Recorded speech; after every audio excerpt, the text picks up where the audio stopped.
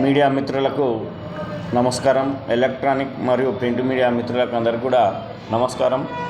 ముఖ్యంగా ఈరోజు మా ముదిరాజ్ సోదరులందరూ కూడా సమావేశం కావడానికి కారణం నిన్న మొన్నటి జరిగిన సంఘటనలను దృష్టిలో ఉంచుకొని ఈరోజు మీడియా సమావేశం ఏర్పాటు చేయడం జరిగింది. ముఖ్యంగా మద్దూరులో మున్సిపాలిటీలో మాట ఇచ్చి తప్పిండని ఈ టీఆర్ఎస్ ముదిరాజు వాళ్ళు అందరూ కూడా చాలా మీటింగ్లు పెట్టి ప్రెస్ మీట్లు పెట్టి మాట్లాడుతున్నారు. కానీ అది శుద్ధ అబద్ధమని మేము గతంలో కూడా చెప్పాము, మరి ఈరోజు కూడా చెప్తున్నాం. వాళ్ళు నోటికొచ్చినట్టు ఇష్టానుసారంగా మాట్లాడితే మేము కూడా మీకు నోటితో కాకుండా చేత్తో సమాధానం చెప్పాల్సిన అవసరం వచ్చింది. ఎందుకంటే మేము ఓపికతోన ఒక ముఖ్యమంత్రి ఉన్నాడనే ఒక ఉద్దేశంతోన మేము ఓపికతో మేము మా సారు పేరు చెడిపోతుందనే ఉద్దేశంతో ఓర్పుతో ఉన్నాం. కానీ ఇక ఈ ఓర్పు భరించలేము. ఎందుకంటే మీరు మమ్మల్ని కావాలని గెలుకుంటున్నారు. మా పార్టీ అంతర్గత విషయం ఇది. మా పార్టీలో ఎవరికి టికెట్ ఇవ్వాలి, ఏ సమీకరణల మీద టికెట్ ఇవ్వాలనేది మా పార్టీ నిర్ణయం తీసుకుంది. మా పార్టీ వాళ్ళు పెద్దలు చెప్పిన అనుగుణంగా మేము నడుచుకుంటాం. కానీ మీరు అనవసరంగా వచ్చి మమ్మల్ని రెచ్చగొట్టి ఈ ప్రసంగాలు చేస్తే ఊరుకునేది లేదు. దయచేసి ఇతర మండలాల నుంచి కానీ ఇతర జిల్లా నుండి వచ్చిన నాయకులకు మీకు ఒకటే చెప్తున్నాను, ఈ చిల్లర మల్లర రాజకీయాలు బంద్ చేసుకోండి. ఏమైనా రాజకీయం చేసుకోవాలనుకుంటే మీ జిల్లాలో చేసుకోండి. అంతేగాని మేము ఇక్కడ మా మండలంలో రెడ్డిలు కానీ మరి మిగతా కులాలకు కానీ ముద్రాదులు కానీ అందరూ ముస్లింలు మరియు హిందువులు క్రిస్టియన్లు అందరం కూడా ఇక్కడ సోదర భావంతో ఉన్నాం. కానీ మీరు వచ్చి మమ్మల్ని రెచ్చగొట్టి రెడ్డిలు వేరే, మైనార్టీలు వేరే, ముదిరాజులు వేరే అని ఇంతవరకు ఆ బీజేపీ వాళ్ళు రెచ్చగొడుతుండ్రి. కానీ మరి ఇప్పుడు ఏం కాలం వచ్చిందేమో ఈ బీఆర్ఎస్ వాళ్ళు కూడా కులాల మధ్యన చిచ్చు పెట్టడం జరుగుతుంది. ఇక మీరు ఇవన్నీ మానుకోవాలి. ఇవన్నీ కూడా మీరు చూసుకుంటే మీరు మాట్లాడుతున్నారు, ఎక్కడో గోయిందు బిజినెస్ చేసుకుంటుంటే తీసుకొచ్చి మరి ఇక్కడ పార్టీ టికెట్ మన మున్సిపల్ చైర్మన్ ఇస్తామని అబద్ధం మాటలు చెప్పారని మోసం చేశారని చెప్పారు. మీకు అంత చిత్తశుద్ధి ఉంటే మరి మీ పార్టీ బీఆర్ఎస్కి వెళ్ళి కూడా ముదిరాజులని డిక్లేర్ చేసేది ఉండే. మరి మీరు ఎందుకు డిక్లేర్ చేయలేకపోయారు ముదిరాజులని?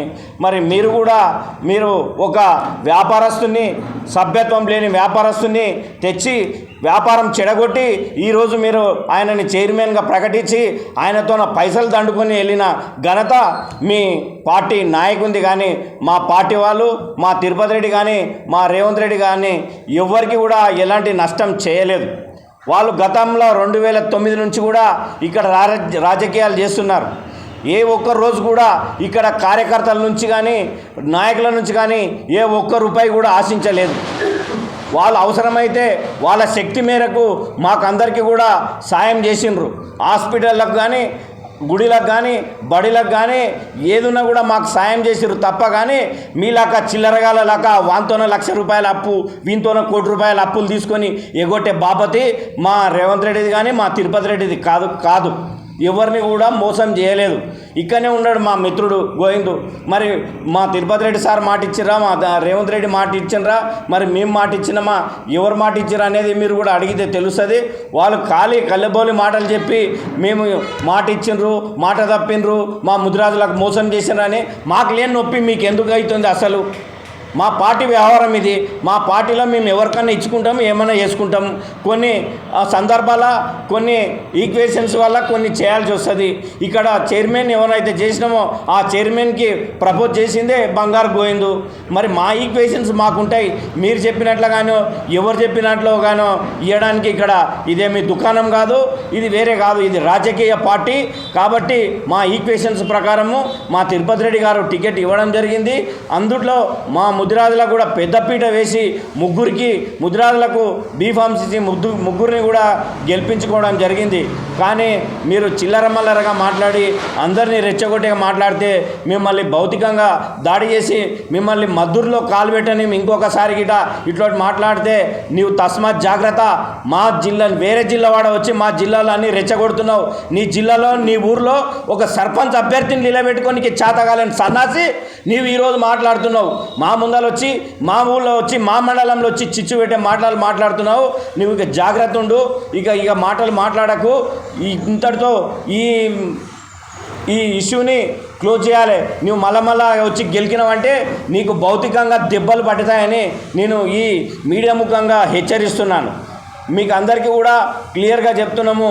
మా సార్ కానీ తిరుపతి రెడ్డి సార్ కానీ మేము కానీ మా పార్టీ పెద్దలు ఎవరు కూడా బంగారు గోయింతకు చైర్మన్ ఇస్తామని మోసం చేయలేదు. మీరు ఇంకొకసారి కూడా ముదిరాజ్ బంధువులందరికీ చేతులెత్తి నమస్కరిస్తున్నాను. మీరు తప్పుగా అర్థం చేసుకోకండి, వాడిని ట్రాప్లో పడకండి. వాడు కూడా మరి ముదిరాజుని మా చైర్మన్గా ప్రకటించేది ఉండే, ముదిరాజుల మీద అంత ప్రేమ ఉంటే బీఆర్ఎస్ వాళ్ళు మీరు ముదిరాజ్ చైర్మన్ ప్రకటించేది ఉండే, కానీ మరి మీరు చైర్మన్ ప్రకటించలేదు. కానీ మా మీద బురద జల్లే ప్రయత్నం చేస్తున్నారు. ఇది మా పార్టీ వ్యవహారము, మా ఈక్వేషన్స్ ప్రకారము ఇవ్వాల్సి వచ్చిన పరిస్థితి వచ్చింది. మా తిరుపతి రెడ్డి గారు ఇచ్చిండ్రు కాబట్టి ఇందులో ఎవరి జోక్యం లేదు. ఎవరు కూడా మాట తప్పలేదు. అవును, బరాబర్ చెప్తున్నాము. మా తిరుపతి రెడ్డి కానీ రేవంత్ రెడ్డి కానీ మాట ఇస్తే మడమ తిప్పని వ్యక్తులు. ఇంతవరకు కూడా మాకు మాట ఇచ్చిరంటే, ఏ చిన్న మాట ఇచ్చిరంటే కూడా ఎప్పుడు కూడా తప్పలేదని కోరుకుంటూ ముగిస్తున్నాను. జై కాంగ్రెస్, జై రేవంత్ అన్న, జై తిరుపతి అన్న.